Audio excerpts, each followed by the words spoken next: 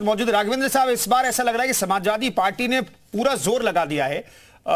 यहां तक भी आरोप लगे अखिलेश यादव पर कि भाई जिस लोकसभा क्षेत्र से वो चुनकर के आए वहां पर जब उपचुनाव हो रहा था तो वो ताकत उन्होंने नहीं लगाई, वहां पर गए तक नहीं, वहां पर प्रचार नहीं किया, यहां तक आरोप लगाए गए। लेकिन अखिलेश यादव जिस एक्टिव मोड में दिखाई दे रहे हैं, क्या समाजवादी पार्टी के लिए, कम से कम कैडर के लिए बहुत अच्छे संकेत हैं? और मेरा सवाल यह है कि 2024 के मद्देनजर इस बार के जो नगर निकाय के जो नतीजे होंगे, कुछ रिफ्लेक्शन मिलेगा क्या कि वहां 2024 में क्या हो सकता है? कैडर किसके साथ रहेगा, वोटर किसके साथ है, कुछ पता चलेगा क्या?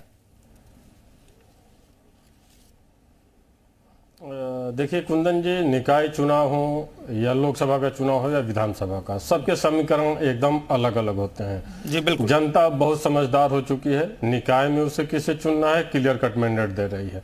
विधानसभा में किस पार्टी को चुनना है, क्लियर कट मैंडेट दे रही है। लोकसभा में किसे चुनना है, क्लियर कट मैंडेट दे रही है। बात अगर निकाय चुनाव की जाए, अगर पिछले इलेक्शन की बात की जाए तो 16 में से 14 निकाय चुनाव भारतीय जनता पार्टी ने जीती है।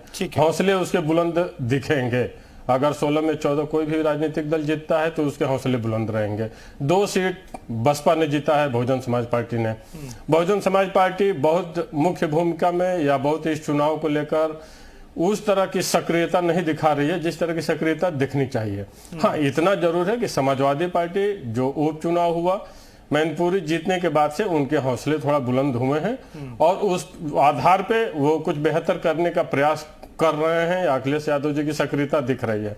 लेकिन फिर भी निकाय चुनाव है, लेकिन हम लोगों को जो दिखता है कि आज भी अखिलेश यादव जी की ज्यादा सक्रियता सारस को लेकर दिखाई दे रही है।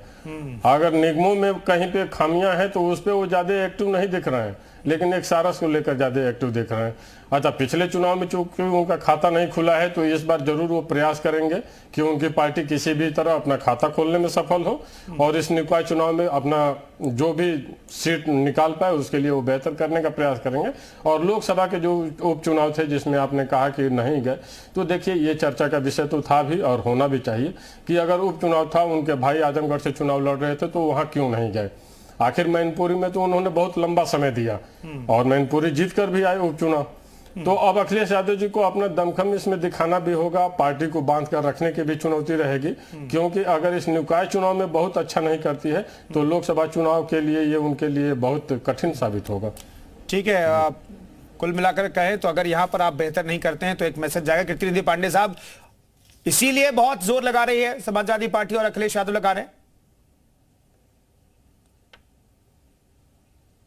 देखिए कुंदन जी, जो बात राजनीतिक विश्लेषक कर रहे हैं, अखिलेश यादव जी सारस की चिंता ज्यादा कर रहे हैं। सारस से तो तमिल जब अमेठी जनपद के दौरे पे गए थे। अखिलेश यादव जी लगातार उत्तर प्रदेश के हर जनपद का दौरा कर रहे हैं। कल रायबरेली थे, माननीय काशीराम जी के मूर्ति का अनावरण करने गए थे, उसकी भी चर्चा करते राजनीतिक विश्लेषक। एक पक्षीय विश्लेषण, एक पक्षीय बात बहुत उचित नहीं है। और समाजवादी पार्टी अपनी ताकत पर, जनता की ताकत के भरोसे नगर निकाय में चुनाव लड़ने जा रही है। और एक बात मैं स्पष्ट कर दूं, अभी उत्तर प्रदेश के सभी जनपदों में जो हाउस टैक्स और वाटर टैक्स बड़े पैमाने पर बढ़ोतरी होने जा रही है और तमाम नगर निगमों में नोटिस भी बंटने शुरू हो गए थे लोगों के पास। लेकिन चुनाव को दृष्टिगत रखते हुए उत्तर प्रदेश की सरकार ने उसको स्थगित किया है। यह बात भी उत्तर प्रदेश के लोग जानते हैं कि हाउस टैक्स, वाटर टैक्स लगातार बढ़ेंगे। और सुभाषपा के मित्र हमारे कह रहे थे कि समाजवादी पार्टी पे आरोप लगा रहे थे, आज भारतीय जनता पार्टी की सरकार है, हमला भारतीय जनता पार्टी पे होना चाहिए। अगर शहरों की व्यवस्था खराब है, नगर पंचायतों की व्यवस्था खराब है, सफाई की व्यवस्था खराब है, कूड़े का अंबार लगा हुआ है, पथ प्रकाश की व्यवस्था शहरों में खराब है, नालियां। पांडे साहब, आपका फ्रेम बार बार फ्रीज हो जा रहा है, आज कुछ धोखा दे रहा है नेटवर्क आपको। हमारे साथ साक्षी जी जुड़ गए हैं, उनसे सवाल नहीं ले पाया हूं मैं। साक्षी जी, पंचनीति के जरिए समाजवादी पार्टी कोशिश कर रही है कि नगर निकाय चुनाव को जीता जाए। वो नीति है महंगाई, कूड़े का ढेर, गंदगी, हाउस वाटर टैक्स, बढ़ा हुआ हाउस वाटर टैक्स, महंगी बिजली। इन मुद्दों पर समाजवादी पार्टी कह रही है कि हम नगर निकाय चुनाव जीतेंगे। देखिए, चुनाव कोई भी हो वो एक परीक्षा की तरह होता है हर राजनीतिक पार्टी के लिए, और उसमें वही सफल होता है जो पूरे साल जनता के बीच में रहता है, उनके सुख दुख में साथ देता है। हमने देखा है जैसे चुनाव आते हैं तभी होता है कि सपा और बसपा या कहिए कांग्रेस, ये तीनों पार्टियां जनता के बीच में जाती है, बाकी टाइम में जनता के बीच में नहीं जाती, और जनता भी उसी को मौका देती है जो उनके सुख दुख में साथ देता है। इसीलिए जनता लगातार भारतीय जनता पार्टी को 2014 के बाद मौका दे रही है। और खासतौर से अगर निकाय चुनाव की बात करें तो 2006 में हम लोग 6 सीटें आई थी, उसके बाद हमारे पास 12 सीटें आई, और पिछली बार तो हमारे पास 14 सीटें आई। और मुझे पूरा विश्वास है इस बार हम पूरे 16 में से 16 सीटें जीतेंगे। तो भारतीय जनता पार्टी के पक्ष में जो जनता अपना जन आधार, मतलब हमारी जो भारतीय जनता पार्टी को जो एक समर्थन दे रही है जनता, उस पर हम इस बार भी खड़े उतरेंगे। और हमने जो उनसे वादे किए थे हमने सब पूरे किए हैं, और एक बार और फिर परीक्षा हमारे सामने आ रही है और हम सफल होकर निकलेंगे इसमें से। तो आप कह रहे हैं कि नगर निकाय चुनाव के लिए आप लोग लगातार मेहनत कर रहे थे, बाकी दल जो है अभी अभी जागे हैं और नगर निकाय चुनाव में जुटे हैं? नगर निकाय चुनाव के लिए नहीं, हम पूरे टाइम जनता के बीच में रहते हैं, इससे चुनाव का लेना देना नहीं है। चुनाव के लिए तो ये लोग बाहर निकलते हैं, हम तो जनता के सुख दुख में हमेशा साथ देते हैं। यही कारण है कि 2014 से लगातार जनता हमें जिता रही है। चुनाव तो हर 6 महीने में आते जाते हैं, उसके लिए भारतीय जनता पार्टी इंतजार नहीं करती। हमारे एक मजबूत संगठन है, हम उसी के आधार पर हम जनता के हर घर तक हमारी पहुंच है, उसी के बल पे हम जीतते हैं।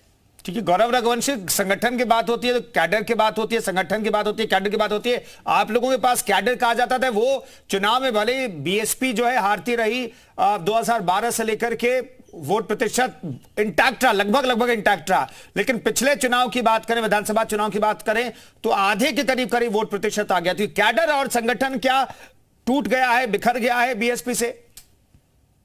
नहीं, ऐसा नहीं है। देखिए, वोट प्रतिशत में गिरावट आई है, मैं स्वीकार करता हूं, लेकिन उसके कई कारण थे। एक कैडर का बिखरना ही केवल कारण नहीं होता है।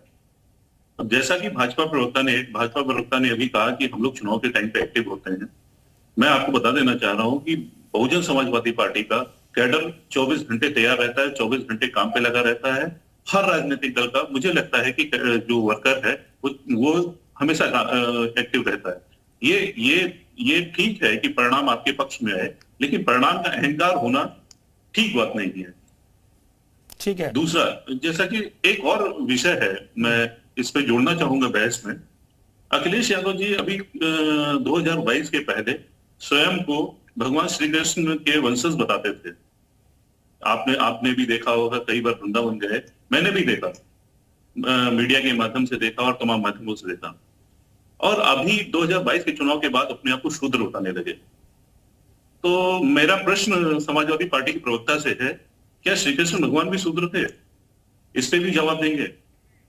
ठीक है, ठीक है, सवाल का जवाब उम्मीद करते हैं कि जितेंद्र पांडे देंगे। ब्रेक का वक्त हो गया है, तमाम मेहमान हमारे साथ बने हुए हैं। दरअसल नगर निकाय चुनाव की सुगबुगाहट तेज है, कभी भी चुनाव का ऐलान हो सकता है, इसलिए राजनीतिक दलों की सक्रियता बढ़ी है। लेकिन क्या सिर्फ चुनाव के वक्त सक्रियता से जीत हासिल हो सकती है, और या फिर जो बीजेपी की प्रवक्ता कह रही है कि हम तो 24/7 और 365 दिन जनता के बीच में रहते हैं, इसका फायदा बीजेपी को मिलेगा, इस पर चर्चा जारी है। फिलहाल एक छोटा सा ब्रेक, फौरन हाजिर होता है, बने रहिए जी उत्तर प्रदेश उत्तराखंड के साथ।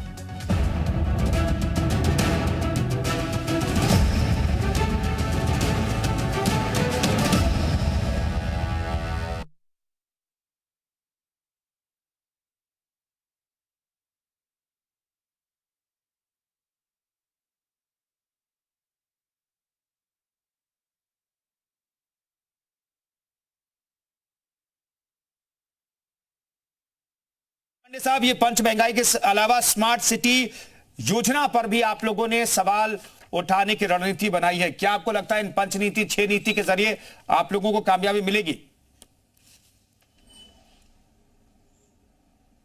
देखिए कुंदन जी, नगर निकाय का चुनाव है और बराबर ये बात कही जाती है कि लोकल सरकार बनाने का चुनाव है।